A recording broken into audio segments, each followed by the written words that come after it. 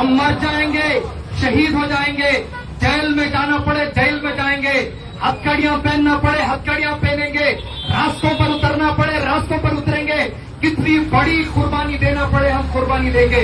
लेकिन ये हमारा हक, ये हमारे अल्लाह का हक, हमारे बुजुर्गों का हक, ये हमारे दीन का हक, हम कभी इसमें कॉम्प्रोमाइज करने वाले नहीं हैं। मैं भारत की उस संघी मीडिया, भारत की दल्लाल मीडिया, भारत की मोदी मीडिया से कहना चाहता हूं, ये वक्फ मोदी शाह के बाप की शादी में जहेज में आया हुआ वक्फ नहीं है। ये वक्फ की मिल्कियत ये अल्लाह की मिल्कियत है। ये मीडिया में ये मोदी और शाह के टट्टू बैठ के कहते हैं कि मुसलमानों को प्रॉपर्टी दे दी गई, मुसलमानों की प्रॉपर्टी दे दी गई। ये प्रॉपर्टी किसकी? बोलिए, प्रॉपर्टी किसकी है? ये प्रॉपर्टी किसकी है? अल्लाह की प्रॉपर्टी है। मैंने अगर अल्लाह के नाम पर प्रॉपर्टी दी, मुझे भी हक नहीं कि उस प्रॉपर्टी को वापस लो। तो ये दहशतगर्द मोदी अमित शाह को कितनी हिम्मत कि वो हमारे अल्लाह की प्रॉपर्टी पर हाथ डाले। हम बर्दाश्त नहीं करेंगे। हमारे चीज का सौदा हमने किया, तुमने हमारे नौजवानों की लिंचिंग की, हम सबर करते रहे। तुमने बाबरी मस्जिद पर नाजायज कब्जा किया, कोर्ट को एजेंसियों को सामने रखकर मिसयूज किया, हम बर्दाश्त करते रहे। आज तुम हमारे कब्रिस्तान, हमारे दरगाह, हमारे बुजुर्गों के मज़ार, हमारे मसाजिद, हमारे ईदगाहों पर हाथ डालने की बात कर रहे हो। याद रखो आरएसएस के गुंडों, याद रखो बीजेपी के दहशतगर्दों, याद रखो मोदी शाह के चमचों, मुसलमान आज सबर का दामन थामा हुआ है। मुसलमान तुम्हारे बाप दादा अंग्रेज से नहीं डरा है। तुम्हारे बाप दादा अंग्रेज को जूते से मारकर हम इस मुल्क से निकाले हैं, जबकि तुम अंग्रेज की गुलामी करते थे। आज हमें मालूम है किस तरह तुम्हें जवाब देना है। ये आज ट्रेलर है, ट्रेलर। आज हम सिर्फ बताने के लिए आए हैं कि भारत में हम किसी जुल्म को बर्दाश्त नहीं करेंगे, चाहे वो मुसलमानों पर, चाहे दलितों पर, चाहे आदिवासियों पर, चाहे ईसाइयों पर, किसी पर भी हो, हम बिल्कुल जुल्म बर्दाश्त नहीं करेंगे। और मोदी शाह, क्या तुम्हें दम नहीं?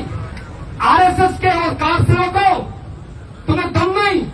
दम है तो जाओ चाइना के साथ लड़के भारत की जो जमीन चाइना ने कब्जा किया उसे छीन के लाओ। वहां तुम्हें दम नहीं। क्यों? क्या चाइना वाला तुम्हारा जीजा लगता है? क्या चाइना वाला तुम्हारा दामाद लगता है? क्यों चाइना से जाकर अपनी जमीन नहीं छीन के लाते? तुम आए हो कहा? हमारी वक्फ की बुजुर्गों की प्रॉपर्टी पर, हमारे बुजुर्गों की जायदादों पर। बुजुर्गों ने वक्फ किसे कहते हैं? मैं मेरी कौम से कहना चाहता हूं, ये वक्फ किसी के बाप का नहीं, ये वक्फ किसका है? अल्लाह का।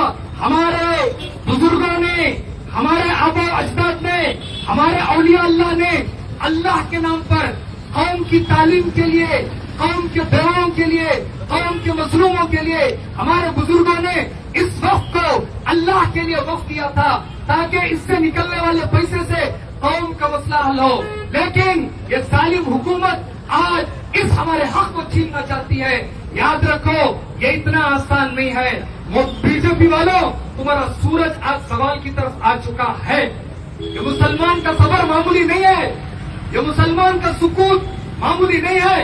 जिस समंदर में लहर नहीं होती, वो समंदर बताता है कि वक्त खराब चल रहा है। आज मुसलमान कौम खामोश है, तो इसका मतलब मोदी, शाह, बीजेपी, आरएसएस की इंशाअल्लाह बर्बादी यकीनी है। मैं आंध्रा के आज इस प्लेटफॉर्म से आंध्रा, बिहार के मुसलमानों से कहना चाहता हूं, इफ्तार पार्टी, ये नायडू, इनकी इफ्तार पार्टी पे भरोसा मत करो। ये एक हाथ से मुंह में खजूर खिलाकर दूसरे हाथ से तुम्हारी पीठ पर छुरा घोंपते हैं। हमने हमेशा से इन सेकुलर पार्टियों को देख लिया। इन्होंने हमेशा बाबरी मस्जिद को इन्होंने बेचा। हमारे बुजुर्गों के औकाफ आज भी 80% औकाफ पर किसी ने कब्जा किया है, तो गवर्नमेंट ने कब्जा किया है। इन सब से छुड़ाना हमारी जिम्मेदारी है। मैं पूरी कौम से कहना चाहता हूं, आज हमारे एसडीपी के फाउंडर ए सईद साहब, जो इसी अल्लाह के रास्ते में हक के लिए लड़ते लड़ते अल्लाह के प्यारे हो गए, आज उनके इंतकाल का दिन है। आज उस दिन को याद करते हुए मेरी कौम के एक नौजवान से कहना चाहता हूं, निकलो, अब निकलने का वक्त है। अब भरोसा मत करो हमने सुप्रीम कोर्ट के तेवर देखे, बाबरी मस्जिद के मामले में जजों के तेवर देखे। ये जज भिखारी है, भिखारी। ये राज्यसभा की सीट, ये गवर्नर बनने के चक्कर में इन्होंने हमारी प्रॉपर्टियों पे कब्जा किया, इन्होंने हमारे साथ नाइंसाफी की। हमने मीडिया को देखा, मीडिया सुबह से लेकर शाम तक कुत्तों की तरह बीजेपी का गुणगान कर रहा है। हमने यहाँ की एजेंसियों को देखा, एनआईए को देखा, ईडी को देखा, सीबीआई को देखा, पुलिस के जितने एजेंसी हैं उनको देखा। ये पब्लिक सर्वेंट है, ये पब्लिक की खिदमत करे बगैर ये लोग आज हुकूमत की दलाली करने पर लगे हुए हैं। अब हमारे पास कोई रास्ता बचा नहीं हुआ है, हमारे पास सिर्फ संविधान है। हम इस संविधान ने हमें हक दिया है रास्तों पर उतरने का, हमारे दस्तूर ने हमें हक दिया है हमारी आवाज उठाने का। मैं मेरी कौम से कहना चाहता हूं, जागो, आज से लड़ाई शुरू।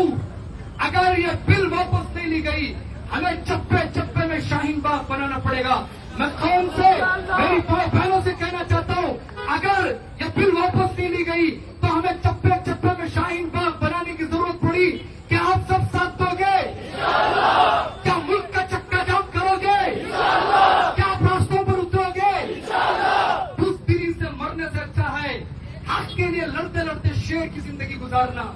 हम उस शहीद की वारिस है जिस शहीद टीपू सुल्तान ने कहा, शेर की एक दिन की जिंदगी बेहतर है गीदड़ की 1000 साल की जिंदगी से बेहतर।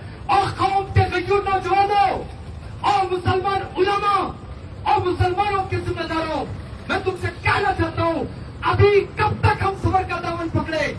क्या हमारे मस्जिद